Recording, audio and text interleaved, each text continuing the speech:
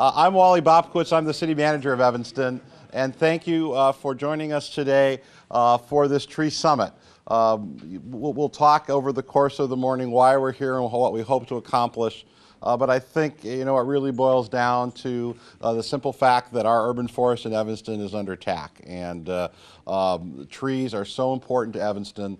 We need as a community to really band together, all of us who care about trees, either as individuals or as groups, to do what we can to make sure that we address the issues that we're facing, that as trees unfortunately come down, they are replanted as quickly as possible, and that we make sure that all of our friends and neighbors in Evanston understand the importance of trees, and as they maintain them and support them, do that in ways that are sustainable in the long term. So that, in a very short way, is what we're here to do today. Before we get fully into this, I'd like to bring up Ann Rainey.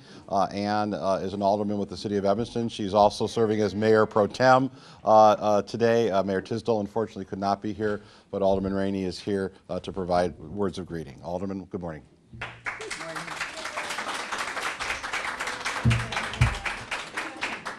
I think before I say anything, while the mayor's not here, we might as well put together some ordinances and pass it. I'm no expert on trees, but like art, I know what I like, and I love trees. So I'm going to just talk very briefly, 1 minute, 2 minutes, about people's involvement in trees in Evanston. I really think that people in this town became energized for the first time as a group about trees. If you remember, in the late 90s, those of us who live in the south end of town woke up one morning to the sound of saws, backhoes, front loaders, trucks, the most horrible sound you've ever heard in your life. And what was it? Anybody remember? The Skokie Swift ravine. ComEd came in, clear cut the entire strip. The entire strip. It was the most horrible sight. There was nothing we could do. We couldn't stop them. That created such energy on the part of people having to do with trees. The number of birds and animals that got displaced from that was amazing. What ComEd did do is they came back and met with the neighbors and reforested what they cut down. They had no plans to do that, none at all. And a lot of it was replanted, and of course it's all grown back by now. But it was almost like, I would imagine, a tornado went through down that strip. Not a tree was left standing. After that, and I'm looking out here, Paul, am I right? These were replanted? Yes, they were. When the Levy Center was being thought about as being here, these trees, there was this grove of trees right here. And those have all been replanted because people felt so serious and felt they were so important that this grove of evergreens was transplanted over there so that the center could be here. Fortunately or unfortunately, we had Dutch elm. Dutch elm created a lot of energy on the part of people. And it was people like Mimi Peterson and Virginia Mann and the tree people, TREE, that came together, and I really think we have them to thank for the effort that was made by the city of Evanston to inoculate those elms. I mean, Paul, do you agree that they really were a key player in that? And then, of course, we have what we're dealing with today, and that is the emerald ash borer. And if you didn't see the evidence of that right over here, it's the most amazing thing. And you look at a tree that we went over to the Howard Hartree Shopping Center where the Jewel and Target is, and all the ash trees over there, every one of them was infected, correct, Paul? I mean, we stood there and looked, and just was unbelievable, and they all had to come down. Anyway, we the real important thing is for us to all get together, and now we're going to start asking people to make contributions to help with planting trees and saving trees, and I think that's very, very important.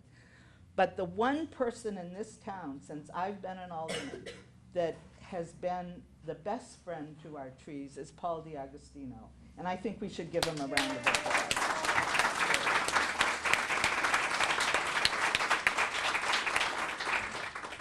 So anyway, with that, I really have nothing. I want to hear from the experts today, so I'm just going to sit down. I just wanted to remind you that it's always the crises in this town that bring people together over things.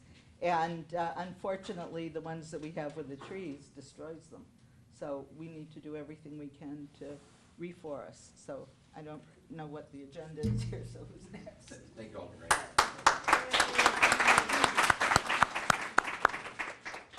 So to give an overview, and we've got a couple of chairs up front for if people are in the back need a place to sit, please feel free to grab a chair.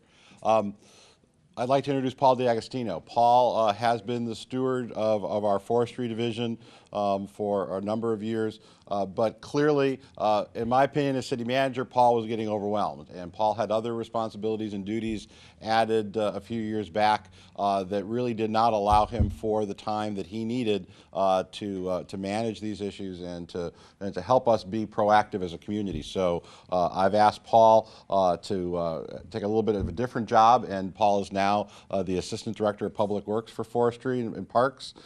So he will be focused exclusively on forestry, nearly is now, and by beginning of next year, 100% of his time will be spent on forestry issues.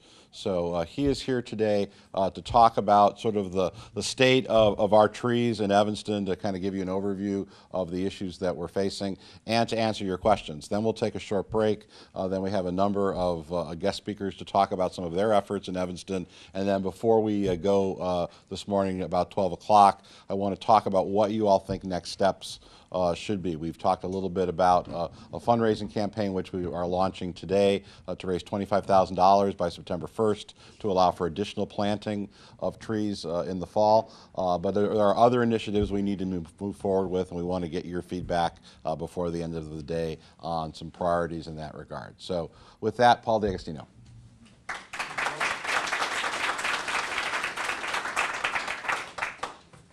Thank you, Wally. Thank you, Alderman Rainey. I've been trying, at least for 26 years, to be the best friend of Evanston's trees. And I thank all of you for being here this morning, taking a couple hours out of your busy weekends. I'm going to start by giving you a little bit of a quick overview of the history of Evanston's trees. Nearly, 150 years ago today, when we incorporated, shortly thereafter, the city forefathers thought it best to start planting trees on all the parkways as they were expanding the city of Evanston. Unfortunately, the thing that they didn't pay attention to was the fact that they planted nothing but American elms almost exclusively on every street. And that worked out pretty well for almost 100 years. 1950s came, and Dutch elm disease was introduced from Europe and nearly decimated all of the population of American elms. So diversification was then kind of in the forefront rather than planting a monoculture of one species. That diversification came in the 1960s and 70s, although they didn't take it quite far enough. What they did was they assigned on a block-by-block basis different tree species. So one block would get ash, one block would get maple, one block would get oak, one block would get honey locust, one block would get linden, and they just repeated that over and over again. And they really planted those maples, lindens, ash, and honey locust because those were what was most available from the nurseries locally. So they kept planting those for about 20 years over and over and over again on every single block. We're seeing the ramifications of that now. In the year 2000, we did an extensive inventory of all the city trees. And that told us what we had, where it was, the condition of those trees, and how big they were. And based on that inventory, we created a new management plan. And that management plan led us to stop planting maples, honey locust, linden, and ash. So we haven't planted any of those trees, with a few exceptions, since 2001. What it also did was gave us the condition of the overall population and gave us an idea of where to focus our efforts in a trimming operation. So what we started at that point in time was what we call area trimming, where we come in to a specific area and prune every tree on a block and then move into the next block all within that area. And we prioritized every single area in Evanston. We made it all the way through Evanston. We had tried to do it in 6 years, but it took us 10. So we are starting our second round through now in our area trimming operation, although that's falling behind, and I'll tell you why in a little bit. Also, as part of that 2000 inventory, we also joined the Suburban Tree Consortium, and that's a group of suburbs around the Chicago area that work with 4 different nurseries locally. And what we were able to do at that point in time is tell these nurseries that we were not going to buy any more ash or maple or honey locust or linden, and if we could promise them to order out 4, 5, 6 years in advance, 100 of these, 100 of those, and start varying what they were growing. If they were guaranteed they would sell them, would they plant them? And they said yes. And so now what we're finding is that they've expanded their variety of trees greatly since that point in time. So now we're able to actually plant, in the last 8 years, we've planted 46 different kinds of trees. 46.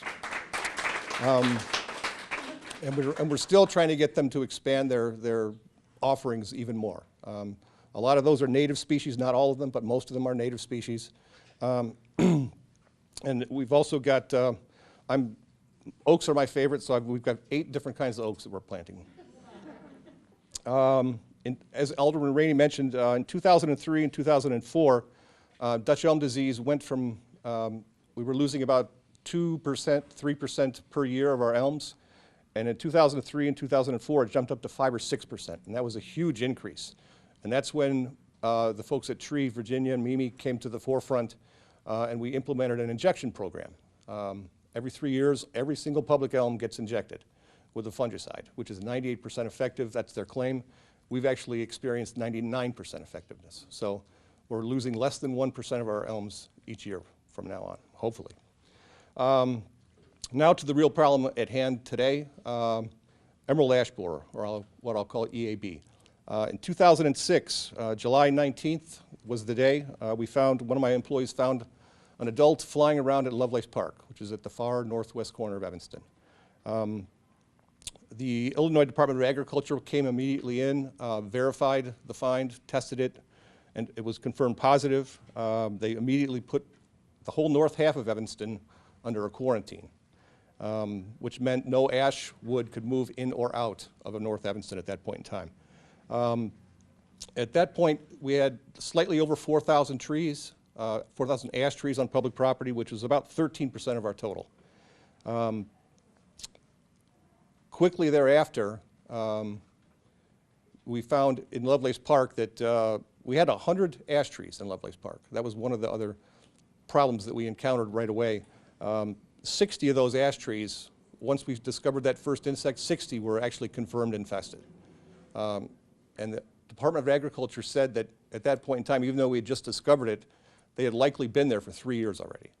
And at the same time, concurrently, in Wilmette, about a quarter of a mile away north, they had a parking lot at a school that was under the exact same condition, where they discovered it probably about 3 weeks before we did, but then when the Department of Agriculture came in, they said it was likely here for 3 years already. And at the beginning, emerald ash borer insect population kind of runs at a slow and steady growth. 2007, we found 144 trees. 2008, it jumped to 300 trees. And in 2008, we also discovered that it was along the North Shore Channel, along the banks. There's a lot of green ash that grow there naturally. And what we found was that it was becoming almost like an expressway for this insect to just keep jumping from tree to tree to tree. 2009, it indicated the spread along that entire length of the channel, all the way from Isabella down to Howard Street. And we actually found 600 trees in 2009 that were infested. In 2009, we worked with the National Forest Service. They had wanted to introduce some parasitic wasps that they had imported from China and were raising at Ohio State University. And they wanted to release a batch of these to see if it could start controlling the spread of the insect. They almost exclusively parasitized the larva of the emerald ash borer. They were released in the summer of 2009. The Forest Service came back in the summer of 2010 and found no evidence that they had actually established a population. So that was an experiment that unfortunately didn't work. In 2010, we found another 800 trees, and it was basically in all corners of Evanston, all the way from the northwest to the southeast. Almost every neighborhood was affected. 2011 and 12, we probably combined, found another 1,600 trees. And what we were seeing then in 2011, 2 years ago, was that now we were seeing the ramifications of our block-by-block initial master plan, where we were going in, we were finding a block that had nothing but ash trees on its parkways, and every tree on that block was infested. So now I've got several blocks out there that we actually came and took every tree down on a whole block. And if you want to change the nature of your neighborhood, that'll do it. That'll really do it. In 2012, last year, we found, well, 29 blocks we found were almost totally infested in 2011. We found another dozen blocks that same way in 2012. And now this year already, we've tagged 300 more trees, and we've probably found 6 more blocks where literally every tree on the block is infested, every ash tree. And a lot of these blocks, it's maybe not 100% ash, but it could be 90, 95% ash. And so what we're trying to do now, using those 46 different species, is to never plant more than 3 or 4 of the same species on any given block. We try and diversify it as much as we can. And the nurseries are really cooperating in that regard. A little bit about the nature of emerald ash borer. The flying adult insect is actually the bright green. That's where it gets its name, emerald. But that's not the part of the insect, the nature or the stage of the insect that does the damage. What happens is those adults fly out June, July, maybe into August. They lay their eggs on the outside of the ash tree, on the bark. And then when those eggs hatch, the larvae immediately tunnel into the center, or not at the center of the tree, but just inside the bark. And as they tunnel around inside the bark, that's when they start cutting off the flow of nutrients up and down on the inside of the tree. And if you get enough of those little tunnels, it basically will stop the flow altogether to the top of the tree. And I've got some examples of the stages of the insect over here if you want to look at those later. But that's the part that really does the damage. So our future plans now, as Wally said, is to remove and replace them as quickly as we can and replace them with as diverse population as we possibly can. I don't think, some people have asked why we don't inject the trees. The injections that came along, triage, were a little bit after, well, a couple years after we actually found them. And now my belief is that our insect pressure in any given neighborhood is far too great to make the injections have any good long-term success. Maybe individually a few trees might be able to be saved, and we are looking for some candidates around town that might be significant enough to try to save by injecting them, but overall I don't think that's feasible in our case, unfortunately. And with that, I'm happy to take questions. Yes, sir. Actually, no, those are strictly public trees. On the private side, we've probably tagged a little more than 1,000 trees on private property. What are homeowners expected to do as they were shown? Paul, can you repeat the question? Oh, sure. The question was, did my numbers reflect public or private trees or not? And actually, no, 1,200 additional trees besides the numbers I gave are private. And homeowners, by ordinance now, are required to remove the trees if we confirm that they have an infestation of emerald ash borer. It's the same as Dutch elm, yes, yes. Yes, ma'am. As in Sweden, do you plant another tree for each tree that you cut down? The question is, do we plant a new tree for each tree that we cut down? I think in 95% of the cases we do. We try to maintain about a 30 to 35 foot spacing for all parkway trees. And in some cases, some neighborhoods have trees, existing trees that are much closer than that. So on occasion, we will say that we can't replace a tree. There are other situations where private property trees may be overhanging the parkway and there isn't really enough sun to plant a new tree, in which case we'll just postpone planting in that location until the conditions change, because I want to keep an ideal environment for any new trees that we plant. Yes, sir?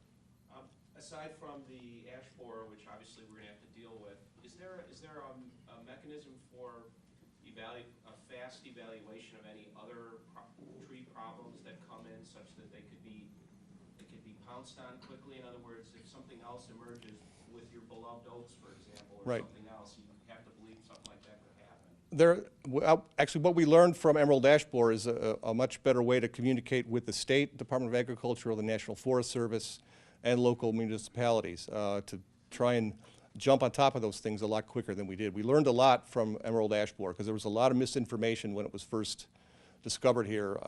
Things like it only moves a half a mile a year. We've discovered now that it's at least 5 miles a year. So there's been a lot of, a huge learning curve, but I think we're in a better position now if something else comes along. Paul, Yes? Yes?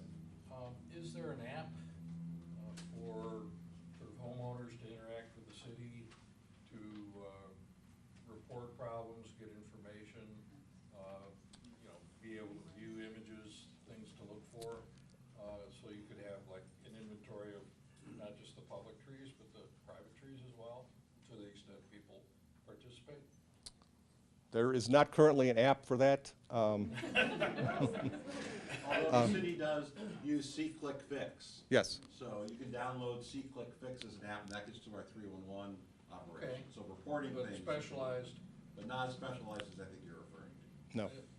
we'll have to look into seeing, there are people that are developing apps for governments, and so that would be a nice. That's one definitely something I would look to, at. Absolutely. Point out to them. Yes, absolutely. In the back.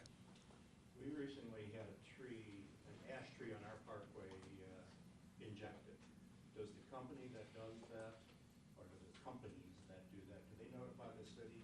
Because it's on the parkway. Yes, we require the companies to notify us that they're injecting a public tree, only so that we don't just show up after it's been marked for removal and take it down. I don't want to put the residents' investment into jeopardy unless there's no other way. So I do require them to get a permit, which is free, just so that we can record that the work was done and when it was done, just so that we can track that kind of thing. Yes, ma'am. What is the schedule for replanting after a tree has been cut down? Excellent question. What is the schedule for replanting? That's one of the reasons we're here, because right now, if our crew took down a tree off your parkway today, it's likely that you wouldn't get a new tree until 2015. So it's about 2 years out. And that's part of the reason we're here, is to raise money so that we can shorten that time frame. Several years ago, I was close to being able to be 1 year out, 1 year or less actually out, so that I could, immediately, maybe if I took it down in spring, I could plant a new one in fall. But now, ever since Emerald Ash Borer has exploded onto the scene, that time frame just keeps getting longer and longer, because I'm taking down far more trees than I have a budget to plant new ones for. So that's the key issue here. What's your budget? My budget purchases about 350 trees, which is about $85,000 a year for new trees. Yes, ma'am, in the back. I was gonna ask a question. If you guys not ready to plant more trees soon, in the future, but not soon, what is the point to talk about trees? Trees is very important for oxygen and for a lot of stuff. But, they get old, they get sick, and they need to be replaced, and if it's not in the plan, it's not, the right time to talk about it. Well, Because we talk about it, then we forget about it, and it's never going to happen. but replacements are in the plan. I just can't replace enough of the ones that I'm taking down. So what we're here to talk about is how to increase the amount of funding I have so that I can replant trees faster. That's the goal. Yes, ma'am. I just learned over here, it's probably a little late to learn it, what a danger firewood is, because the ash borers can be in that. I have a stack that I didn't burn up over the course of the winter. What should I do with that? The easiest, It's mixed. And It's mixed, yeah. It's not local. I think it came from southern Illinois. These trucks come up and bring firewood around. the easiest way, if you're not sure of what kind of wood it is, the easiest way to prevent the insects from hatching and then exiting out of the firewood is to cover it with black plastic to keep them kind of contained. Although at this, In the basement, I mean, would they still Well, they'll hatch down there, but then they won't find anything else to lay their eggs on, and they'll just die, right? No, they won't go on your furniture. Part of the issue now is that in 2000, when it was first brought into the country, into the port of Detroit, it has now spread to 12 states in 12 years. So it's all the way from Maryland to Tennessee to I believe Nebraska, even up to Minnesota, and it just keeps spreading. So the entire state of Illinois now has confirmed instances of EAB infestations. So even if it's from southern Illinois, it's still within that quarantine zone, so it's not coming from outside the quarantine zone. So that's one of the key issues. I'm not sure how much longer I'm. You got a couple minutes. Go ahead. A couple minutes? Okay. Okay. Yes, ma'am. I was wondering why you only plant deciduous trees. Why don't you plant evergreens? We do plant a few evergreens here and there, but I don't see many. yeah, I haven't planted many. The goal on the parkways really is to provide shade. That's why I'm planting deciduous trees. The evergreens really tend to block sight lines potentially on a parkway, and they aren't a good fit for that public right-of-way space. I was thinking, I mean, you hear about the pines of Rome, and the pines are along the Appian Way, and I was thinking, well, why don't we have something like that, you know? Temperature's different. Yeah, our temperature is different, and there are very few native evergreens here, but But I was just wondering why, they're not deciduous trees, they're evergreens. right, right. We do plant them in the parks, but there's a limited potential on right-of-ways on the parkways. Yes, ma'am. How mature are the trees that you replant? I'm sure it varies, but can you talk a little bit about that? The size that we usually plant now, a 2.5-inch caliper, which means the trunk is about 2.5 inches. And depending on the species, that could be anywhere from 6 or 7 feet tall to 12 or 13 feet tall. Some of the hybrid elms that we're planting now are a good 10, 12 feet, even at that size. We do give the opportunity for residents to upgrade the size to a 3.5-inch caliper tree. Sometimes that's advantageous, sometimes it isn't, but that can be anywhere from 12 to 18 feet tall. So they're not little twigs that are only 4 feet tall. They're substantial trees, but they still will take quite a while to mature, to replace whatever it is. How do you communicate that to the residents? I mean, if we had a choice of. Once your address comes up on our planting list, I send out a packet of information a couple months ahead of time that gives you a choice of at least 4 different kinds of trees, hopefully more, depending on what's available that given season in a nursery, and then the ability to upgrade the size as well. It's a whole packet of information that you can return. So it explains the whole process, and that comes, like I said, a couple months ahead of time. So, yes, ma'am. What kind of, have you, among those 46 kinds of trees, have you discovered 1 or 2 or 3 or 4 what kinds that didn't thrive, so you're not going to use them? Or are they all still? Well, these 46 are ones that we know work well. Are known? Right. We have an approved species list online, which is, there's a link to that list. It's actually just got updated this week. We're constantly changing that based on our success or failure rate of some of the stuff that we've been planting. Some of the hybrid elms that came out early on, about 7, 8 years ago, we discovered quickly that had other problems besides Dutch elm disease, and so we took them off the list. But there's a couple that are still on that list because they are working. So those 46 are ones that we believe work well. So it's constantly changing. Yes, ma'am. Yes, I've had a lot of people go in and just getting specific information, like where you are on the list. For instance, a trunk that's in front of our building that hasn't been removed. And I tried futilely to just find out, where are we on the list? And where is the department on the list of tree removal? You mentioned to another person, when their address list comes up, that you contact them to see about possible trees. How is this information obtained? Is there some reason why it's so difficult to get? It shouldn't be that difficult to get. I don't understand why it is. The problem we're having right now, though, is that we're removing trees so fast that it's hard for us to keep up, number one, with the stump removals after the fact, and then number two, to get them placed onto the plant list. There's just such a massive amount. For instance, are you Oh, yes, oh, yes. And we try to remove stumps in the order that the trees have been removed, so that, How would one find, for a specific example, where a particular stuff is on the list, or if it is on the list, and where the city is operating again on a particular day? the easiest way is to submit a request through our 311 system, and I will make sure you get an answer. Okay? Sure. One other short question, what about the parks? Is there any study of the parks to see about tree replacement? There is a tree replacement program for the parks as well. It's a separate part of the budget, and I don't have as much money as I'd like, but I still have enough money that we are slowly but surely replacing the park trees as well. Fortunately, we don't have, there's a lot of locations that don't have a lot of ash trees in our parks, even like the lakefront. I would have thought we had many more than we do, but we don't have that many. But we are replacing them in the parks as well, yes. Yes, sir. How is the EAB control wherever it came from? Is it controlled? Where it came from is China, and basically what goes on there, they have several different species of ash trees in China, and they have, the emerald ash borer and those ash trees have basically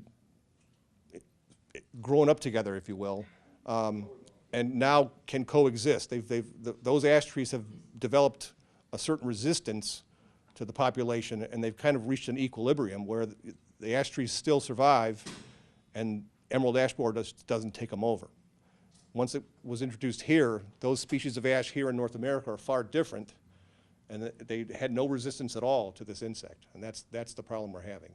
And there are experiments being done now by several universities to see if we can get a hybrid type ash that has the traits of some of those Chinese ash to be resistant to the emerald ash borer. But that's going to take years before we see fruition of any of those experiments. Maybe one last question. Okay, one last question. Yes, sir. After infectation has begun on a tree, is that too late for injection to be effective? It really depends on the tree and the overall health. If you catch it early enough, it may be successful. But from what I've seen most of the time, by the time we discover that a tree is infested, it's just not, in my opinion, worth the effort and the investment to try and save it. But they are, some of them are savable if you catch it early enough. Let's give a Okay. round of applause. Thank you very much.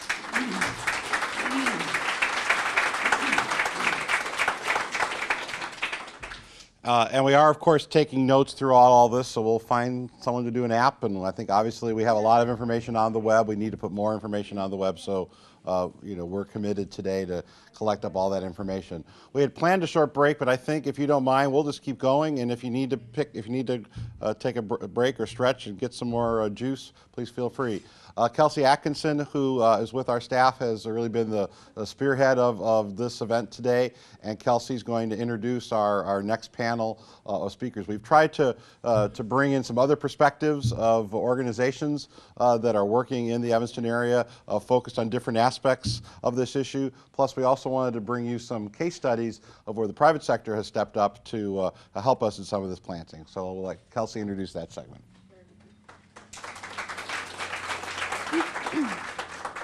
Thanks, Wally. And thank you all for coming out today. I'm really happy about that. And great turnout. So for the forestry panel we have lined up, our first speaker will be Wendy Pollock. She is a fellow Evanston tree keeper and is also a Chicago-based writer and editor. She's done a lot of outreach work, written proposals, done a lot of environmental initiatives, and is currently working on a PBS project called The Truth About Trees. So we'll start with Wendy, and then I'll introduce the next two panelists.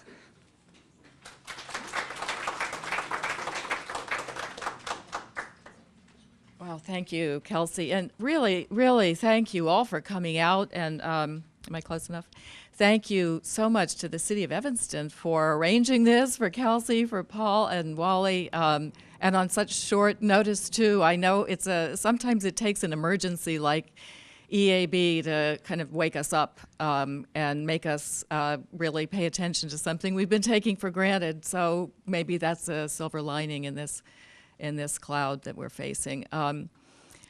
As Kelsey mentioned, what I'm doing with the rest of my life is right now is working on this media project called The Truth About Trees, and it's a PBS series that will air in the spring of 2015. But in the meantime, we're also going out and visiting communities around the country and talking to people about the tree problems that they're facing and what they're doing about it.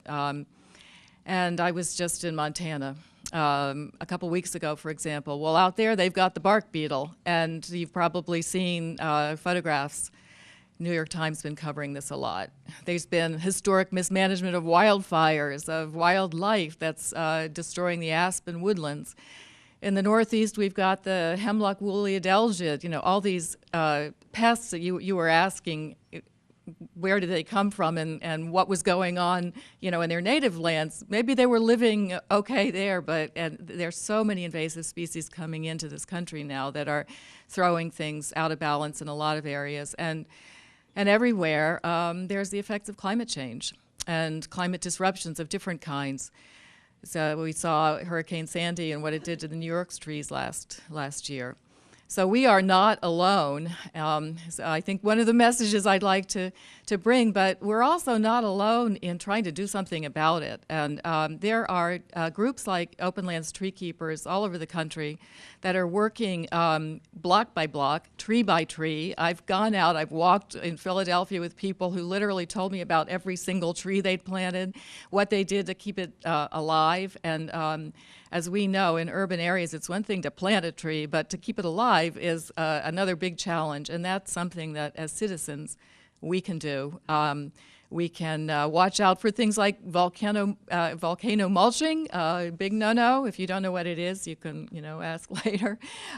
We can watch out for things as simple as running lawnmowers into trees, so we don't damage the bark and do what the emerald ash borer would have done instead. And this is part of being a good citizen, being a tree keeper.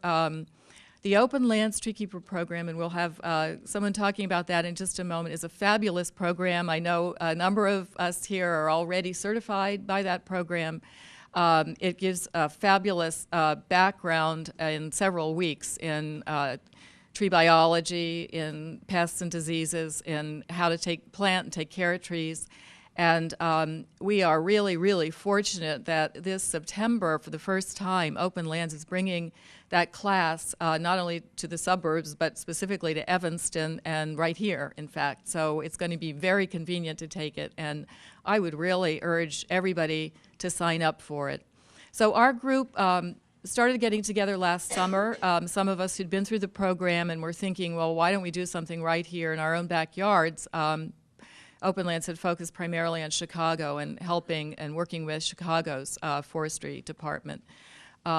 So we've tried out different things over the last year. We've had some public programs. Connor Shaw from Possibility Place came up and talked about native trees at one of the nurseries I think the city's starting to use. And we've had tree walks on the campus of Northwestern and other places. And we're looking forward to doing a lot more. We were out in the middle of winter, Kelsey and others, cleaning invasives at the lakefront, mulching trees in the arboretum to try to help with things like keeping mowers away from the base of the trees so they wouldn't get damaged and killed. And we're going to be starting up meeting regularly again in September.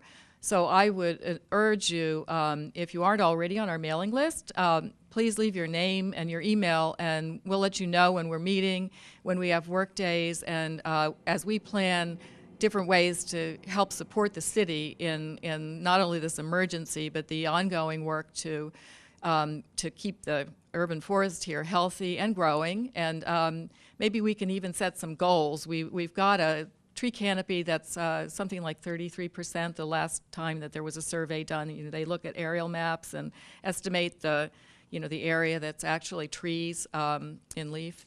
Well, why don't we set our tree canopy goal higher? 40% is the ideal, according to many organizations. Why don't we make it 50%? We could do that. We all plant on private land and take care of trees. So thank you so much for coming out. I really, really appreciate it. And my fellow tree keepers and other tree people who've been on at some of our programs, I really appreciate it. Thank you.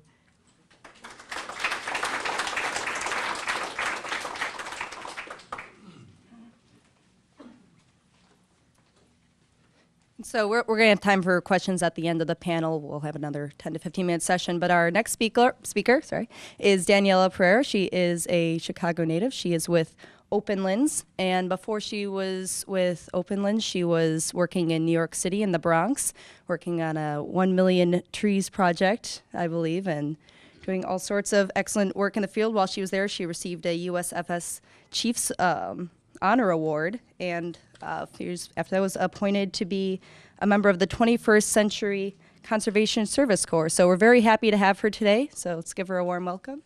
Okay, Daniela.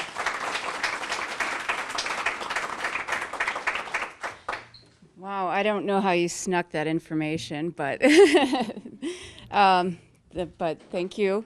Hi, everyone. I'm Daniela. How many are tree keepers already? Could you just raise your hand? Okay, there's a pretty good group. That means that the rest of you are taking tree keepers course in the fall, right? I'm so excited. So I came into this, Openlands has had the tree keepers course for the last 22 years. We have about 1,500 people right now that have taken the classes. I have just currently finished the class in the spring, so I'm tree keeper number 1120. So I join your ranks, and we really hope to not only create more opportunities, but create a lot more tree keepers. Right now, Openlands has the only comprehensive tree care program, and specifically, like Wendy had mentioned, we only have worked in Chicago. We are now starting to look regionally because we are connected. This is an urban forest that we're living in, and the urban forest, we don't want to have breaks, so we want to work with the communities around the Chicagoland area too. I feel very excited about coming to Evanston. The Evanston tree keepers, since I had started in late January, have come in, spoken to me, called me on the phone, sent me emails, and I know that the group here is very engaged. And I think it would be great for you to become involved with that group because there's so much work that they're doing. I did bring brochures that talk a little bit about it and where you can sign up for the course. So they're on the table over there. Please make sure to grab one before you leave. And Tree Keeper Jim, I don't know if any of you have met him. If you have not taken the course yet, you will definitely know him.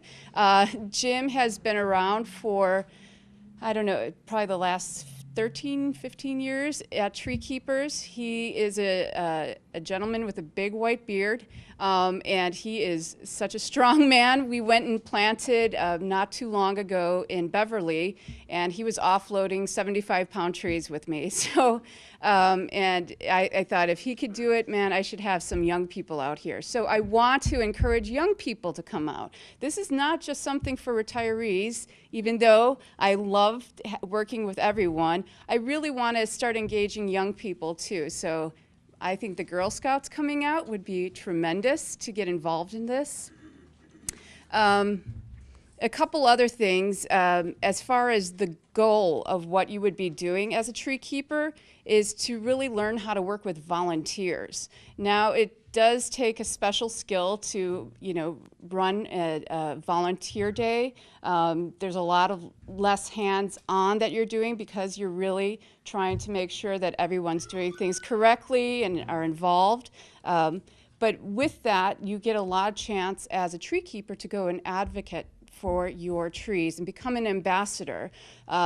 Right now in Chicago, sorry I'm referring to Chicago, but Chicago has no tree ordinances, and that is ridiculous. That means that a developer could come in and take down a certain amount of trees and not necessarily have to replace those. I know that the laws are probably more, or ordinances are more stringent here. I had worked one summer in Highland Park looking for Dutch elm disease when I was finished with grad school, and I know that the North Shore area is just really tremendous when it comes to their trees. I did want to mention there is a project that Audubon is doing to really look at why trees are important. Eventually, on the south shore of Lakeshore Drive. They're going to be doing a huge planting with Chicago Park District. But I did want to mention some of the things that are affecting Evanston. Anyone here birder? A birder? Okay. So I got some information from Judy, and I just want to share this with you. An estimated 5 to 7 million migrant birds pass by Evanston annually. The lakefront concentrates many landbird migrants that find cover near the lake at daybreak and along the North Shore Channel. Backyards, campuses, and small parks all provide habitat. These sites have an important role to play in providing food and shelter during the most stressful time in the bird's life cycle and by reducing hazards. Many residents don't realize that a city like Evanston can play a role in genuine wildlife conservation. So thinking about all the ash trees that are coming down, it's really a very sad thing, and it's going to take a while because it is expensive to do removals. That's the one thing, you know, we were talking about trying to do tree replacements. Taking a tree down is probably 3 times the amount of even trying to get a tree planted in the ground. Right now in Chicago, they have no money in their budget, absolutely no money to do any tree plantings. So that's why I'm hoping to work with the new Evanston tree keepers that are going to come along to do a tree planting in Chicago during part of the course too. That doesn't mean we can't plant here, but that's one of the things that has been planned out. And so another thing Open Lands is really hoping to focus on is trying to raise funds similar to how you're doing it, to be able to step in and do a lot of the tree plantings for the city. And the way we want to do it is really utilizing our tree keepers, our volunteers, and perhaps starting even a youth tree team that would be working in association with Green Corps to get a lot of these trees planted. And Judy at the Audubon table has more detailed information about tree and shrub species that provide food for the local migrants. There she is back there. So please go and see her to find out more about what you should be planting on your own private properties. And I look forward to meeting all of you this fall. Thank you.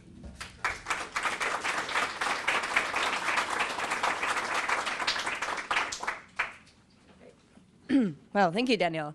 All right, for our next speaker, we have Lydia Scott.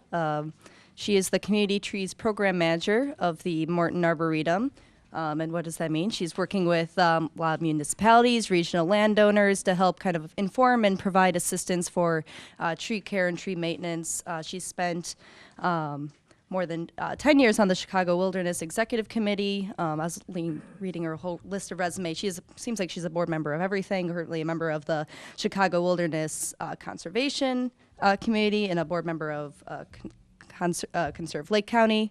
And anyway, has a very impressive background in forestry, and we are very happy to have her today. So Lydia Scott.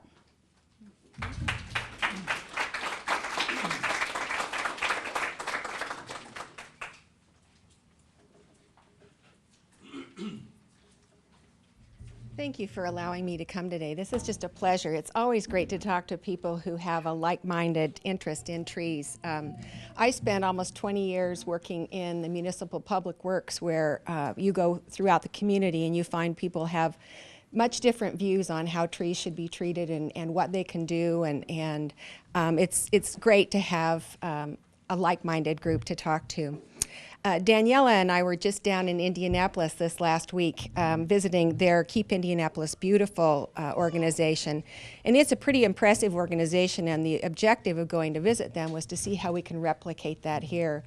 I don't know what the population of Indianapolis is, but I know it's a lot smaller than Illinois, and they have 30,000 volunteers that they call on to help with tree issues and greening of the community on an annual basis. And if we can replicate that here, just think of all the wonderful things that we could do. I'm going to talk a little bit today about some efforts that the Arboretum has done, and I'll introduce you a little bit to the Community Trees program. The Arboretum in 2010 conducted a regional tree census. And the information is just now coming out on that because the wheels of government grind really slowly. We're still waiting for it to be published. But we do have the data on it, and the summary for it is posted on the Arboretum website if you want to follow up after my remarks to get some of that information. But what they found is that there are 157 million trees within the 7-county region of Chicagoland. And the most populous tree, and they measured anything that was 1 inch in diameter or larger that was a woody species. The most popular species is buckthorn at 28.2%. Yeah, so, and the next most popular species or populous species is green ash. So we're in trouble. We've got a lot of issues ahead of us in trying to deal with forestry issues here in our region. Those trees provide tremendous environmental benefits. I know one of the ladies earlier spoke about the air quality benefits that are accomplished with these. And we did some analysis on air quality based on this census. And what we know is that the amount of pollution removed by these trees is, just the trees, and they measure trees and shrubs together, is more than 18,000 tons a year. And that equates to about $205 million annually that those trees provide that benefit. So that's a huge benefit.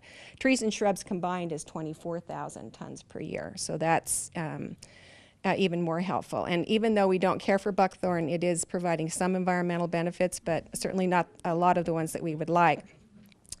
It's 16.9 million tons of carbon is stored by trees every year. And as you know, trees are almost completely made of carbon. So it's a huge benefit for us that way. With respect to energy reduction, trees planted around your homes and your buildings and facilities that require air conditioning or heating provide an energy reduction of $14 million per year. That's a huge, huge benefit based on how they're planted. And overall, the compensatory value of those trees is $51.2 billion to the Chicago region. And what that means is if we lost all of our trees, it would cost us about $51.2 billion to come in and try to provide the replacement services that those trees have. What's interesting about that is even though we know this information and we're trying to get this information out to communities, and as the Community Trees Program Manager, we're meeting with communities throughout the region, and we've done over 60 community interviews. And what I mean by that is we go and we talk to the forestry staff in municipalities to see how their organization is running, what their issues are, what the concerns are. And it's interesting as you go to these different communities, and it doesn't seem the economics of the community doesn't seem to play into it, nor does the size of the community come into play on it. We're finding that little tiny communities may have 10 certified arborists on staff because trees are a commitment in that community. We're finding great big communities that have more than 100,000 people in population don't have any certified arborists on staff. So it depends more on the personality of the community. One of the things that we're finding too is that most communities rely on operating budget for purchase of trees. Is that where your money comes from? 40% of the communities in the Chicago region have no money for replacing trees, 0. And when you think about the 12.7 million ash trees that are going to be lost due to EAB, not to mention the natural attrition of trees, which I'm sure you probably have a number you could quote on about how many trees per year you lose. Do you have a guess on that? Or? Just 150 per natural causes. Fort Wayne, Indiana is a community that's done a lot of outreach on EAB. They have 500 trees per year that they lose to natural attrition, and they're in the sort of the peak of the EAB issue. They're losing more than 5,000 ash trees per year. They're not able to keep up with it, and they're spending about $1.8 million per year just trying to deal with EAB. So getting replacements in and how you deal with these trees is with losses is a pretty significant issue for communities. There's a lot more analysis on the Regional Trees Initiative, and again, if you want to look at that summary, you can go to the Morton Arboretum website to get that. But it's fascinating to see that the majority of the land use in the 7-county region, or not the majority, the largest concentration, 32% of the land use is agricultural. Who'd have thought, you know? As you get out to west, far Kane County or up way north in McHenry County, obviously there's more land for agricultural use. But anyway, it's a pretty interesting study. The result of this census has been that the Arboretum, in partnership with Open Lands, is right now working on a Regional Trees Initiative strategy. And this strategy is involving more than 100 different organizations across the Chicago region. What's happening right now is that there are groups that are meeting to talk about what some of the main issues are, and how we might be able to begin attacking some of these issues. One of the things that we know is that planning within the Chicago region is particularly important. So the Chicago Metropolitan Agency for Planning is involved in this process. They're actually working right now with the U.S. Forest Service on doing an urban canopy assessment. And what that means is that they're using satellite imagery to do an analysis of the canopy cover over the 7-county region. And that study should be done by the end of the summer, and it should be able to provide us some more significant information. One of the things that we really want to know, or that I get asked most often when I visit communities, is what's the benefit of trees with respect to stormwater? Well, if you go online to the National Tree Benefit Calculator, which is a fun thing to do, if you haven't done it, you should. It asks for your zip code, the species of tree, and the diameter of tree, and then it'll give you back information on what services that tree provides.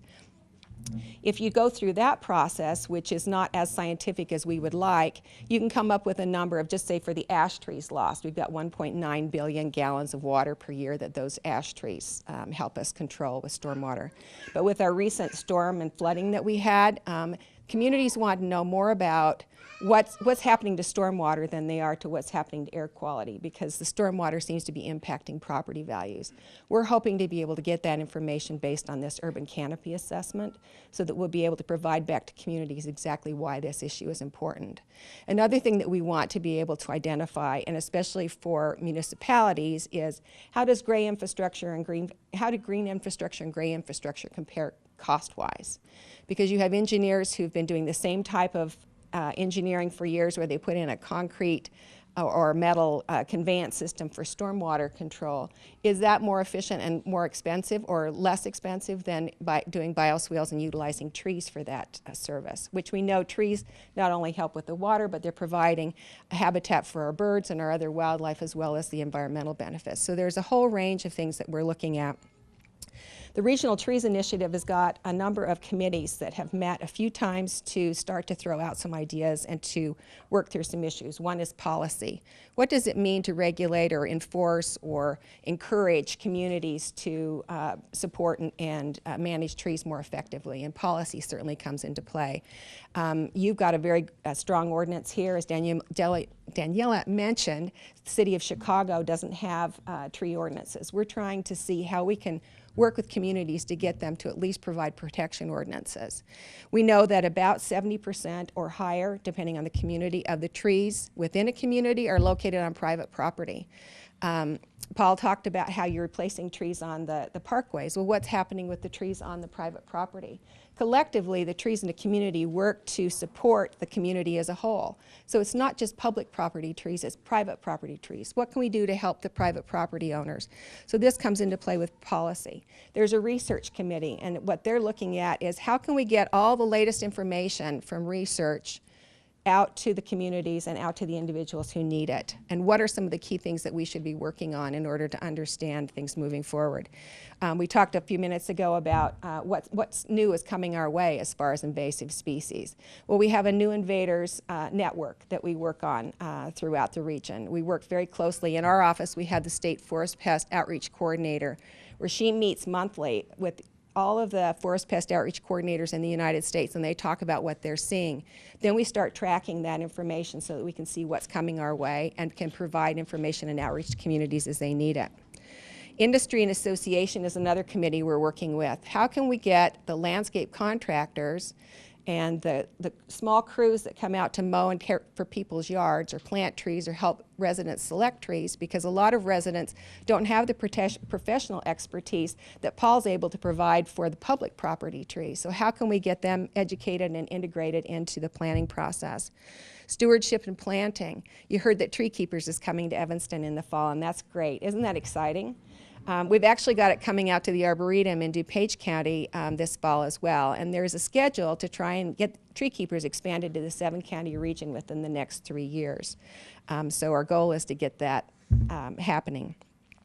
Tree planting is another one. Is there a regional effort that we can do to facilitate tree planting? And we're currently working on a plan right now on that. We have there was a researcher at the Morton Arboretum by the name of George Ware, who developed a lot of the elm cultivars that are being used now. And he passed away a couple of years ago, and there are a bunch of little tiny trees that are out in the woodland that he had started that are unique cultivars. And we actually moved all those last week. There were 250 of them and got them planted in the propagation nursery so that we can provide those to communities who are going to participate in a tree planting program, thinking ahead about what kind of incentives can we do? Can we work with Chicagoland Grows and get communities cultivars that aren't available to the public in order to get them to participate in the tree planting program? So there are things that we're thinking about with respect to that. There's the Trees and Green Infrastructure Committee that has met, and we're actually right now working on development of an urban forestry management plan for the Chicago region. So we're integrating ideas and concepts that these different organizations have put together. Judy's been participating on that with us to help us understand the issues with birds and wildlife species. Others at EPA has participated with us on air quality, that sort of thing. So regionally, we're starting to get our act together. We're starting to think more collectively about trees and how we can work together to support the effort. And it's very impressive to see what you guys are doing here in Evanston and how committed you are to trees, and I appreciate your coming today. Thank you very much.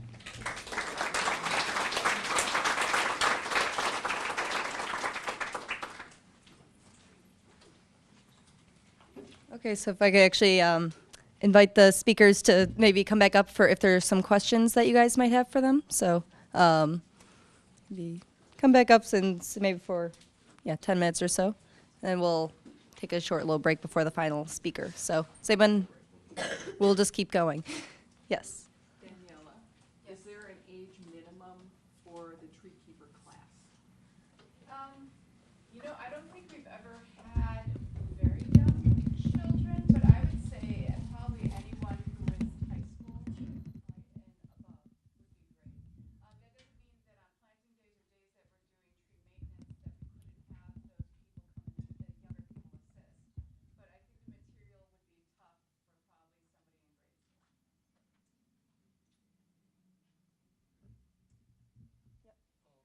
Do any of those cultivars produce seeds that people could plant? Are you able to keep the seeds, which are pretty numerous, and get those to people to raise from seeds? You're talking about the elm cultivars or other cultivars? Yes, well, others too, I guess. We're actually developing a packet right now on propagation. We worked with Oak Park, Open Lands, and the Arboretum worked with Oak Park on what they call their historic oak propagation project. They took acorns from significant oaks within their community that were a couple of 100 years old, and grew them from seed, and then redistributed them back to private property owners in the community. We have them all serial numbered, so we could track how they progress over time, and we know who their parent is, so it's a pretty cool program. And we're right now putting that in a little packet that is called a tree tool, so that anybody that's interested in replicating that program can do it. So, yeah, it's a great opportunity, and it's, you know, virtually very small cost to do something like that. Yeah. Lydia, the placards that you put throughout downtown, I see them all the time. Could you explain that? Can we kind of integrate that into Evanston? If that would be a possibility? Yes, those. Yeah, we're actually, we distributed those to 160 communities this year, and there were two sets of tags. One was from last year, which is, where you have to actually use the National Tree Benefit Calculator to calculate the value of the tree. And I must say that, you've got $261.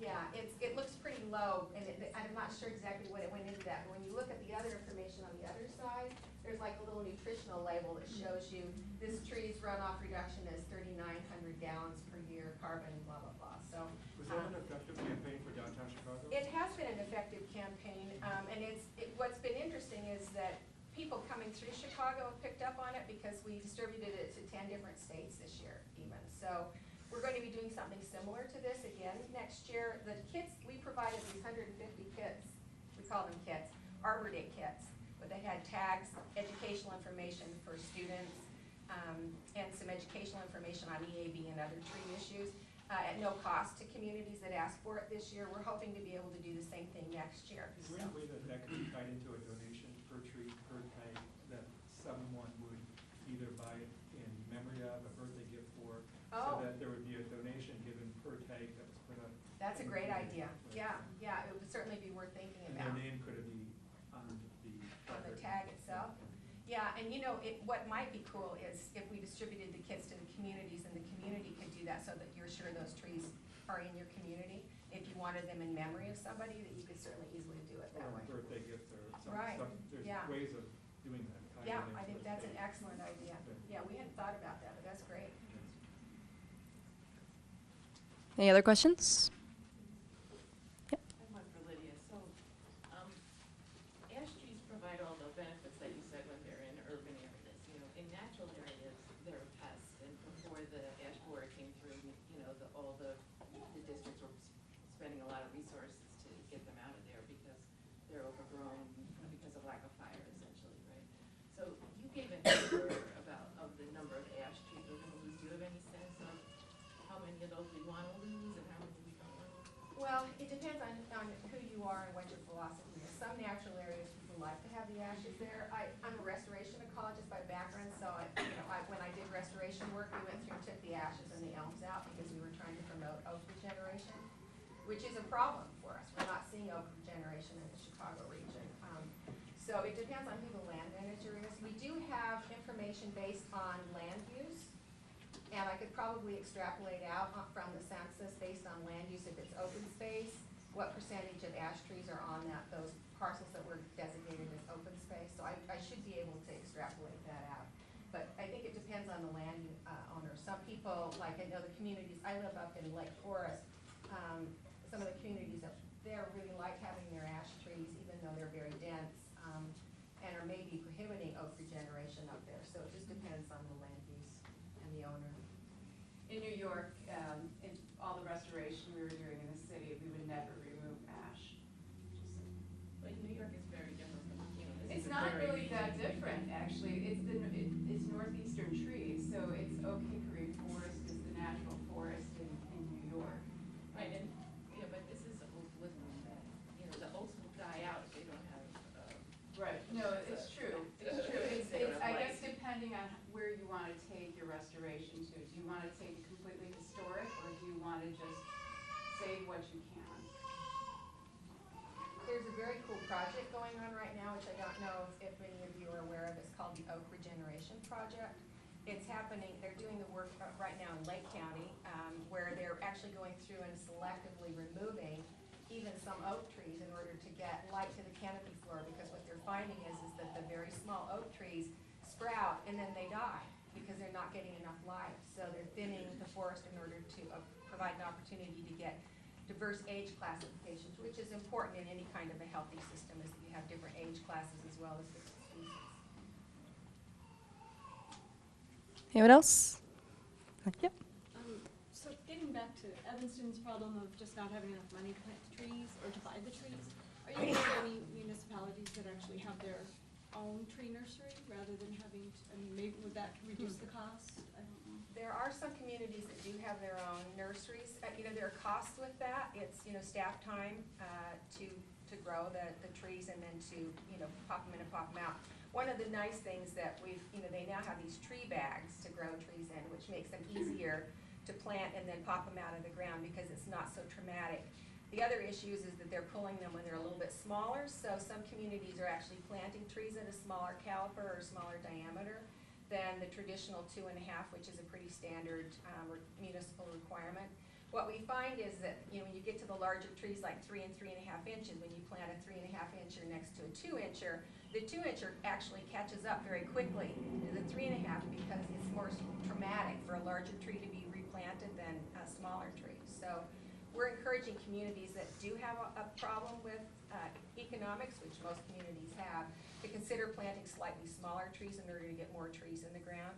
But there are some communities that do have their own nurseries. Some of them are actually even purchasing smaller trees, planting them in their nursery, letting them get to a little more mature size that they can plant on their parkways, and then moving them out. So it just depends on the manpower, what your ability is. That, in a sense, was why I was asking about distributing seeds for preferred species, whether communities could actually have homeowners volunteer. I'll get this tree started, so you have a distributed nursery just throughout the community rather than trying to have a single operation that needs staff. Yeah, And there is at least one community, and I can't remember who right now, it's one of the communities we interviewed that does that, where they actually bring small trees in, plant them on the property, but they do it in the bags.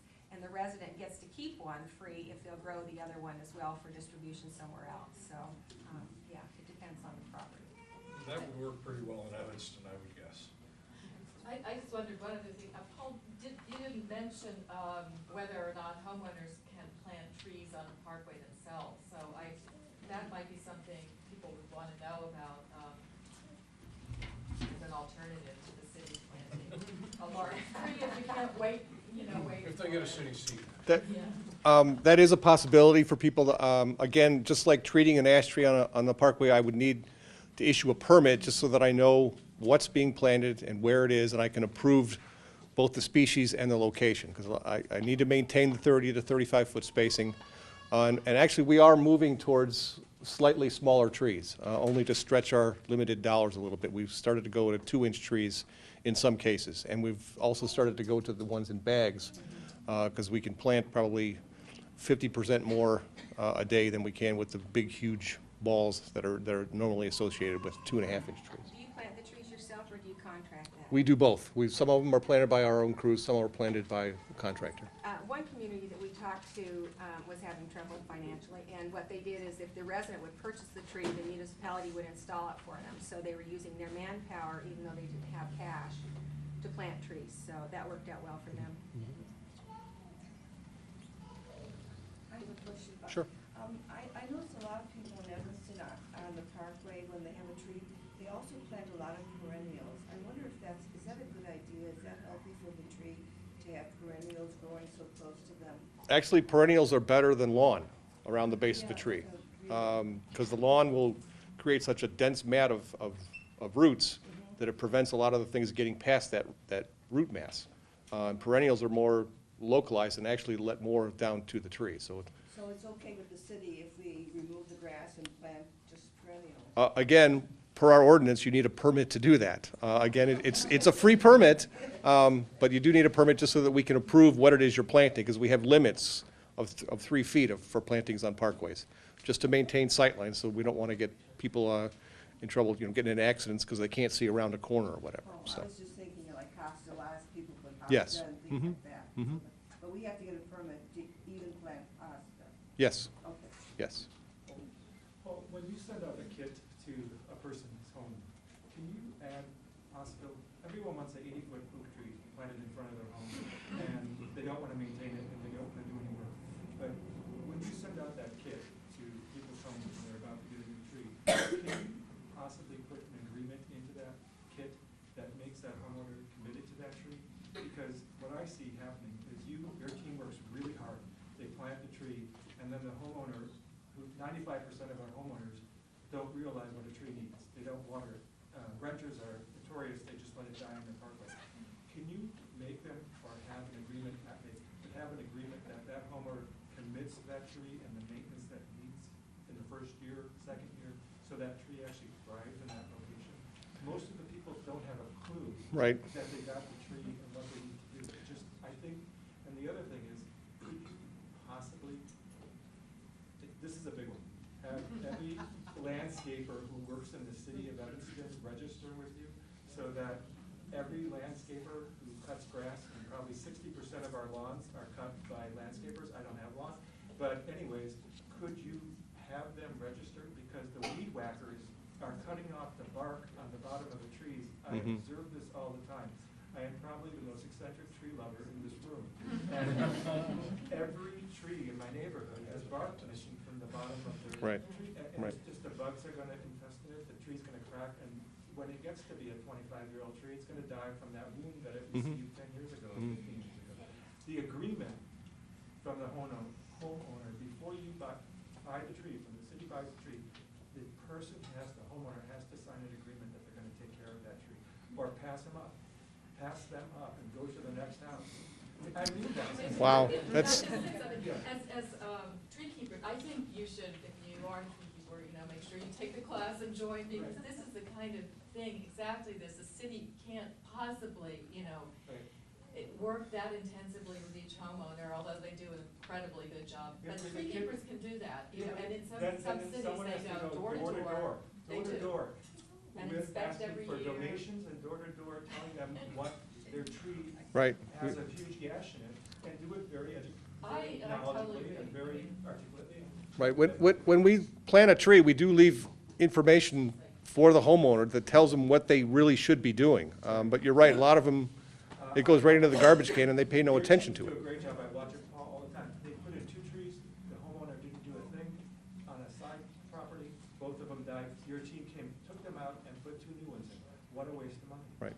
It's- I agree. That's sad to watch. It's every day. Well, it's also great if tree keepers can get a planting map of anything that's been planted in the last 5 years and concentrate care to those areas, just to make sure, and they could be people, you know, that go to the homeowners and talk to them, but, you know, renters sometimes don't get that information. Right. But they don't get the information because it goes to the Right, owner. there's right for that. But Right. the other thing we could use is the vehicle of social media. We could also use our roundtable. We could use a lot of different vehicles. I'm here and I'm just about to explode, but I mean, we could, this, for 2013, we had 150th anniversary of Evanston. For 2014, all of our vehicle stickers could be different tree leaves. And it could be I love Evanston trees or whatever on everyone's car. And we could really get everyone to buy in to a situation. And then we all go forward and support that and we redo our forests. We And can all be our good urban neighbors forests. too and tell our neighbors about. Absolutely. If you Sure, have new sure. neighbors, explain to them. I moved into Evanston from California, and I moved in because there were signs in Evanston. I didn't move into Wilmette because there were signs in Evanston when I drove into town that said Evanston, the city of trees. And I bought a home in this city because you had those signs up, or we all had those signs up. And now those signs are gone. I'd like to work forward to Evanston, a community growing trees together. And we would put those signs back up all over the city, and we would work together and really do it. I would donate money if in fact I knew that the whole city was buying it, 90%, 80%, but I can't do it and watch trees die. I have photographs on my iPhone of trees that are ripped apart. I don't want to be any more eccentric, but this morning, just a little this morning, and I'll be quiet. This is a piece of a ginkgo tree. This was ripped off yesterday by a landscaping company with a weed whacker on the base of the tree. Right. And it's gone, and that tree is gonna be gone. And a ginkgo is almost tolerant to everything. Yes. And this is a wound that will never repair. Mhm. And I will be quiet. I have other things I will provide you with. Thank you. Thank you very much. And as we mentioned at the end, we will have some time to go forward with next steps because it seems like a lot of community members do have great ideas. So we're going to hold off for now so we can get to the final speaker and then we can talk more as a group. So with that said, I'd like to present Joe Stark. He is the Director of Facilities Management at present St. Francis Hospital. And he's also a member of their green team, and they're working on a number of great projects there to improve the recycling, et cetera, with St. Francis to make it a more sustainable hospital. And he also was involved in a tree planting project last year with Siebert Landscaping. So he's here to talk a little bit about that and the benefits that help provide for his hospital. So, Joe.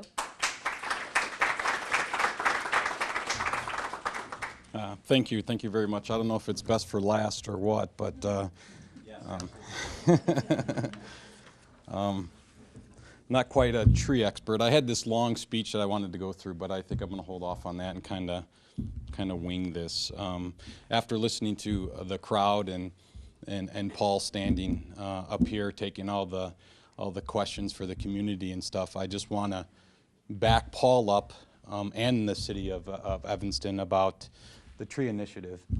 Last year, I'm not a guest speaker, I'm sorry. Last year, Evanston came by and took down 16 trees along our parkway because they were infested. So I contacted the city of Evanston. I worked with Mark Younger from the forestry department. I contacted city of Evanston, Siebert Landscaping, who is our landscaper that comes out on a weekly basis. And the three of us got together and decided that it'd be a good idea. The city of Evanston was going to pull the stumps. Siebert Landscaping wanted to donate the trees.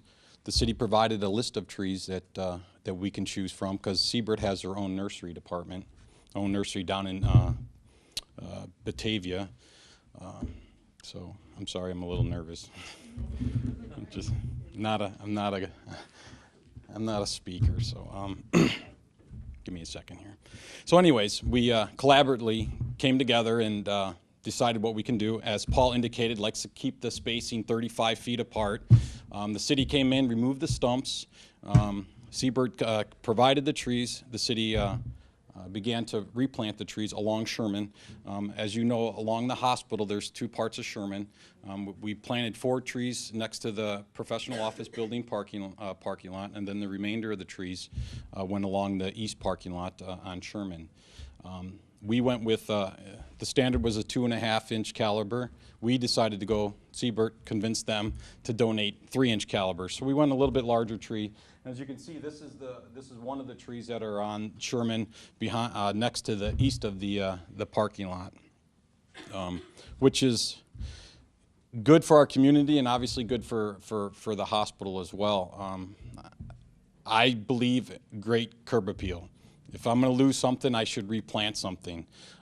So if you ever around St. Francis, it's very important to me and to the employees and to St. Francis is that we keep that appearance up. So I've encompassed a 1-for-1. We lost a private tree. The city came around. We only lost 1 tree. We have roughly about 85 trees on our property, and on the private sector, we lost 1 tree last year, and we replanted 1 tree to match that 1 tree.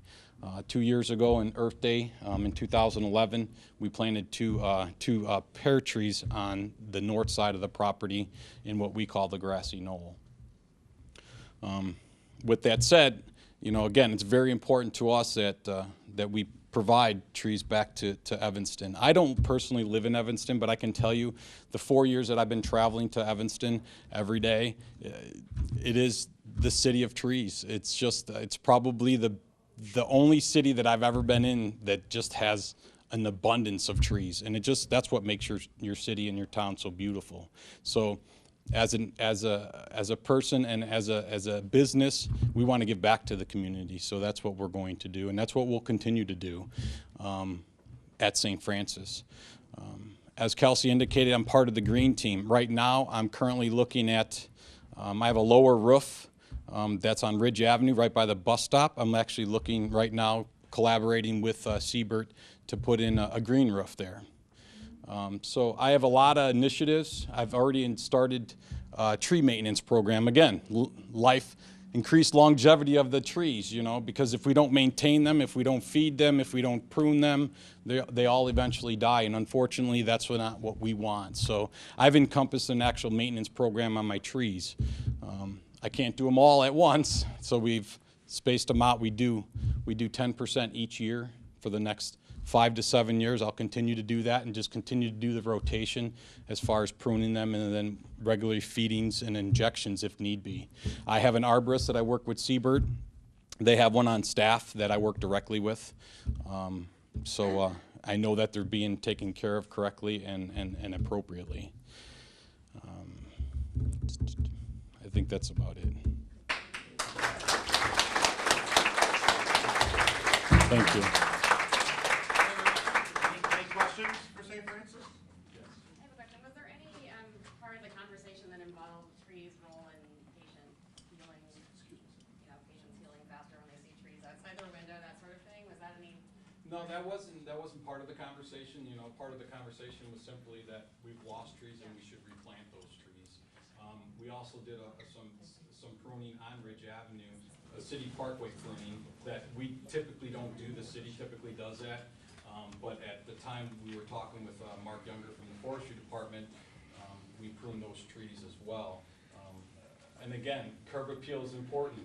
And as people, you know, patients that come to the hospital, they don't want to be there in the first place. So, you know, again, if you can reduce their anxiety as they come in from the outside and then into the hospital, it's less anxiety for them, and hopefully they recover quicker. So it should be part of the conversation. I have a question for you. Have any of the trees on your property been donated from either someone who,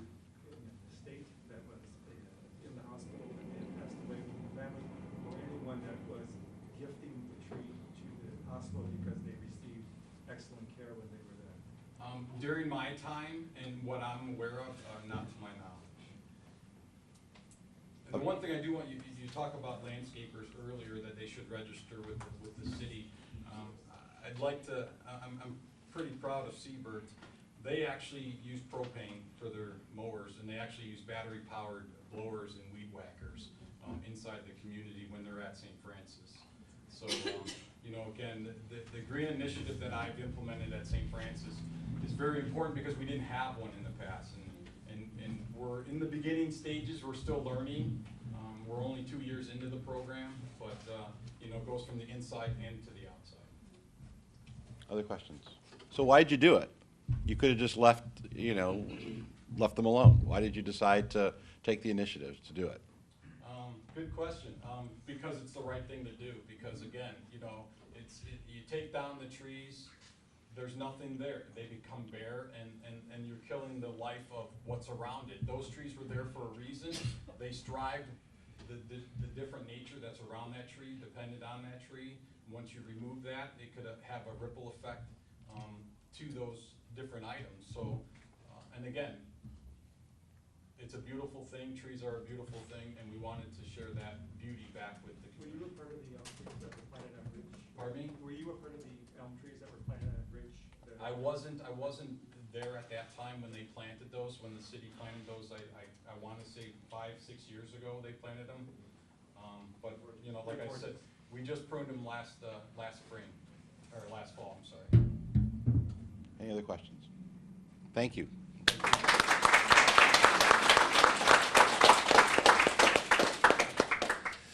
So we've kind of given you an overview of the problems. We've kind of given you an overview of the things we're trying to do. We've given an overview of what community organizations and volunteer groups are doing in Evanston. So the question to you to end today is, what else do we need to do? What other ideas do you have that would be useful to us? Kelsey's going to go in the corner and set up a sign-in sheet, which we should have had at the beginning. So if you'll give us your email address as you leave, we'll stay in touch with you as we're moving forward with things. But what other things do we need to be mindful of? Yes, ma'am. I really feel strongly that the landscape people that come into our community need to be educated. I walk around with my little trowel and my foot pushing away the volcano mulching because the trees are just, you know, up to maybe 6 to 12 inches as the mulch. And you know what's going to happen is that the bark is going to get infested, the moisture and all of that. And I, a few years ago, took it upon myself to go up to some of the landscapers and found out that was not a real good idea. But you know, it's really frustrating because Sure. they're coming into our communities, and I don't know, permitting is the way to do it, but there should be some sort of an education. Sure. And it's not the people who are doing the work, because they're being told to do whatever. They have to do it as fast as they can. As fast Sure. as they can, and they don't have that. But there's, and you go and they go, yeah, we know, you know, and I've even called landscape places up, and they're like, yeah, you know, but it doesn't, When I saw this bark Yeah. come off a tree, I Yeah. was threatened on the parkway by the landscape company. yeah. I was walking my 2 dogs and I was threatened by the landscape. And I think we have to change the culture of these companies coming into our community. And maybe it's permitting, maybe it's education, maybe it's some combination. But we've got that down as a task from today to go down that road. Maybe there's some best practices in other communities we can look to. But thank you. Yes, ma'am. Yeah, I just have to say, as a resident and as somebody who lives and works in a community, that the landscapers aren't really necessarily coming into the community. They live here, and they're entrepreneurial. They've got their own truck, and they've hired you guys. And I think if there's some type of a positive reinforcement that they could get some type of certification that they know what they're doing and they'll take good care of your trees, they could use that as a marketing point for their you know, for their business, that they're tree certified or something. by us. Certified or North Shore certified, whatever it may be. It's a great idea. I think people would very much like that and want to be sure that they're taking care of their investment on their own personal trees and their property. Great. Thank you. Yes. Well, I just want to say that one thing that I think the city should do is keep up the level of funding for the forestry department and make sure that we've always got certified arborists and that they have enough time to work with citizen groups to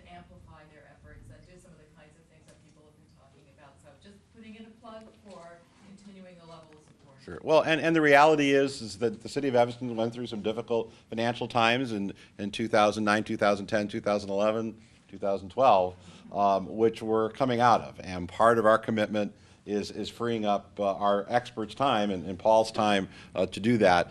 Kelsey has come on board over the last couple of months, and hopefully we'll have that resource to help with community advocacy and whatnot. So that's all new for us over the last several months, and we're committed, short of the state of Illinois doing nasty things to us, to continue to do that. Yes? Can there be a hotline established, like if, people do run into landscape companies where they feel that what they're doing with the trees is threatening the trees? Will there be a hotline where all these complaints can be documented? Well, we have a 311 system, and I don't know that we have a service request or a specific issue when there's with landscape companies. So I think we can easily commit to creating a system, because right now it doesn't exist, but we can create it so that if you call 311, that will get entered in and will get to Paul and his staff, and we can follow up. So thank you. We can do that this coming week. They all put phone numbers on the side of their truck, so you just report the phone number. I think we'll report whatever details. Obviously you have an address, but if you have additional information, we'll be able to take that all through 311. That information will go directly to our forestry department. There are threats like what you mentioned. I think those should be documented too. Well, you call the police with our threats. Well, yes, personal threats. Yes, personal threats. Call 911. If you are observing a practice that you think is inappropriate, we'll set it up in 311 so that information gets directly to the folks on our staff that need to have it. So, thank you. Yes, ma'am. What I was going to say is that, as part of my mission, like you, I was told that I was supposed to call the police department, so I called up Evanston Police, which is the non-criminal part of it, and they're like, okay, well, we'll have somebody there in 20 minutes. Well, of course, those guys are in and out, and I was like, this is ridiculous, because I wasn't getting any backup.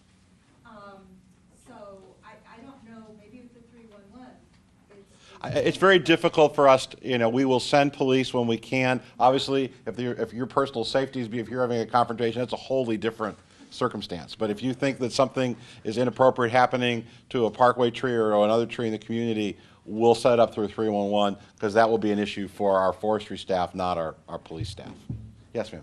So one of the biggest things to me seems to be communication. So, we're all advocates, and I didn't know a lot of what was presented today, which I found very informative and helpful. And it seems to me for every lawn care company that's ruining a tree, there are hundreds of people who really care about trees and are willing to come out. And I mean, 25,000 for this community doesn't seem like that much. So the idea of even I'm a professional communicator, I would be willing to donate time to communicate. So I don't know what you have in place. Well, I think what our hope would be, and I was going to mention this at the very end, but since you raised it, there are organizations in Evanston. You heard about the tree organization that was created a number of years ago that exists, the Tree Keeper Group. So there are a number of folks that already exist. I was thinking a coalition would make sense, that if we had an Evanston Tree Coalition, representatives from those organizations, plus other interested individuals who wanted to volunteer their time. Kelsey, where did you go? Kelsey is our staff person dealing with all of this. If you'd like to participate in this coalition, please see Kelsey before you leave today. Make sure she has your contact information as we get this coalition together. We've been videotaping today's presentation, so from Evanston Community Television, so it'll be on public access, it'll be on government access. We've also been taping it from the city side. We're going to put together a 2-minute vignette that we'll put up on our website that will direct people for more information. So we'll do that. We'll start a tree newsletter, an e-newsletter, so we'll take all of your email addresses, plus others that are interested to communicate. So if tree keepers are doing things, the Evanston Ecology Center is here, and they do a lot of work. We haven't really talked about the work that the Ecology Center does, but we'll make sure that's a part of all of this and helping to educate people about the issues that the urban forest is facing, and that happens through the Ecology Center. So thank you. So anyone else who wants to be part of this coalition and spend some additional time, please see Kelsey before you leave. Yes, sir. I'd like to take opportunity in this audience and make an unsolicited plug, because the Evanston Environmental Association, along with the City of Evanston, co-host every year a Green Living Festival at the Arboretum Ecology Center. And I believe it is our intent this year to have as our theme the urban forest. And I I would like to see as many of you who belong to organizations who care about the urban forest concept, both as individuals attending the Green Living Festival, which is free attendance, and any organizations that do green living or urban forest things, tree keepers, etc. And vendors, getting all of those people there to participate in this year's Green Living Festival, hoping it'll be maybe the biggest one yet. This will be our, I don't know, 6th maybe player, something? 7th? Okay. So keep that in mind. It is going to be, I believe, tentatively Saturday, get your papers up, September 28th. Okay? So keep that in mind. At the Ecology Center. At the Ecology Center, yes. Yes, ma'am. Can I just say, when you form this coalition and you decide what to name it, you should use the word canopy in the name, not coalition. Okay. You get it, right? Again, I'm less concerned about what we call groups than more concerned about what we try to do. So I think we've got this logo which we're going to embrace here, and Kelsey will tell you, just don't let me forget, about the fundraising, and we also have some little tchotchkes depending on what money you give with that logo on it. So that's part of our moving forward. Yes, sir. Yeah, I think last year's crisis was the drought. You know, and really people should, you know, go out and water trees, but I think communication really is important. You know, so many things people don't know, like I should water the trees. People don't even know there's a leaf blower ordinance. Yeah. You know, I've had to tell 10 or 12 landscapers that, you know, that I'll call it, and that is something you can call the police about. Sure. And even so then, I found out looking at the website that there's an ordinance against watering your lawn. Well, there's certain times of day and certain times of the year. I didn't know that. So what's the best way to communicate? How many of you heard about this through the e-news that the city, this event today, through the e-news that we send out? 27,000 people get our e-newsletter every week. So how many of you read about it in like the Review or the Roundtable? Review didn't have it in their calendar. Okay, well, the Roundtable did. So what other ways are good ways to communicate? We're on Twitter. City of Evanston is on Twitter. We're on Facebook. We've got about 5,000 followers on each. Are there other places we should be getting this information out so that people who are interested would see them? I read it posted here in the Levy Center. There are a lot of people that come through here every day. Great. So we had posters. At the door. Great. They post tons of stuff, and you can see it. Great. So we will continue. We will continue to put up posters then too. So if we use social media, the Roundtable, the Review, emails, if you're not on our e-newsletter list, you can go to our website, cityofevanston.org, sign up for that. We have about a dozen other specialty emails that you can sign up for to get other information from the community. The Park District offices, of course, for all the parks. Right. So we have all of our community centers within the city. All the rec centers, all Right, and I think we had posters up at all of those locations, so we'll continue to use that. Other ideas? Mailers help, you know. I'm sorry? I think mailers help, you know. Okay. We get the mail thing about recycling, which is so confusing that it really helps to have that recycling. And it seems like the yearly magazine we get from Evanston has less information in it. Okay. So I think, you know, a paragraph that really says exactly. Great, we can do that. I think the schools and the science departments in schools. I'm sorry? You should develop a logo. Okay. And then list 2014 with that logo everywhere, like you're doing with the 150-year anniversary. Boy Scout. Yeah, and then get everyone to tie in, the entire community to tie into the message. Other ideas? Schools. Schools? You need, like Danielle had mentioned earlier, getting younger people involved so that there's not the gap of the middle-aged Sure. parents that don't know anything. Sure.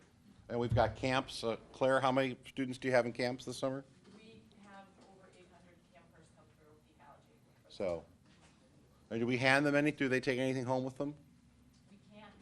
I will make sure that we do something. So I think that that's something, you know, obviously, we've got 800's no small number, so. Library, I think we had posters at the libraries, but we can continue. But that's good to hear where you're seeing it, because that's where we'll continue to put the information. Other ideas? Yes?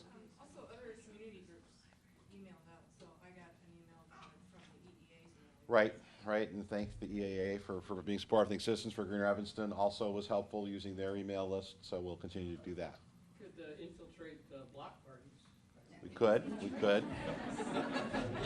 We know where they live, so. They apply for a permit, maybe something that could come with a Like, I wasn't kidding. We know where they live. Block parties, great idea. How about the Metro commuter station? The Metro commuter station, sir, or CTA. The farmer's markets might be a good idea. And I think we have been there in the downtown market is the cities, but we also have the Ridgeville market, and I don't know if the Y is doing one this year or not, but the Ridgeville and the downtown market are certainly going strong this year. Other ideas? Condo associations, I know the Arboretum, I thought, was working on something around that. Great. Yes, ma'am? Churches, Churches? Great. local religious groups.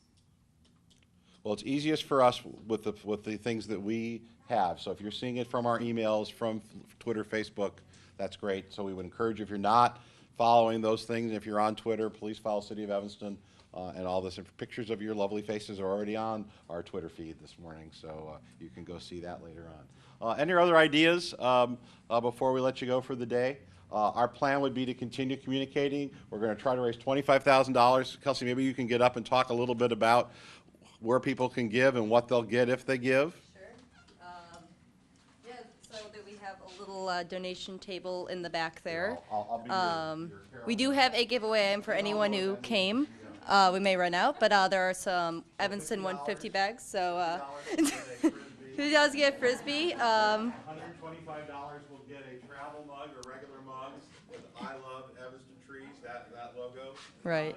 The idea being you and a neighbor bought a tree, since trees are generally $250. We'll get you a Tree City USA cap, and maybe we can even make caps that say I Love Evanston Trees. Mm-hmm. We definitely can work on that. So that's the donation table. We are, encouraging people to donate what they can for this fundraiser. You can do it online now. So if you go to www.cityofevanston.org/trees, you can donate online. We do have some sheets you can fill out. We're accepting cash, checks to the City of Evanston, dash I Heart Evanston Trees, or we accept credit cards. So that's another way to donate. And yeah, so I'm really excited to be a part of this, and I'm really glad that so many people came. It's awesome to live in this community where so many people really care about their trees. I think that's part of the reason why a lot of us chose to live in Evanston in the first place, just all the greenery. And I really want to thank the speakers who came out and those who are tabling right now. We've got the Ecology Center. We have Citizens for Greener Evanston. You can hear about the livability campaign that we're starting up. And we have Evanston Tree Keepers here, so feel free to talk to all of them afterwards. And we have the Audubon region over there with Judy. And yeah, so I just want Question, actually. What happens if a car accident and they break a tree down? It's happened, I've seen it twice. Sure. Does the city make a claim against the insurance company? As long as it isn't a hit and run, and when we get a police report, we absolutely go after the people that caused the accident. Yes, absolutely. Yes. Before we finish here, I just want to thank Kelsey. Without Kelsey, this whole thing probably would not have happened. She's been my right-hand person for several weeks now and made all the details of this come together. I just want to give her a big hand.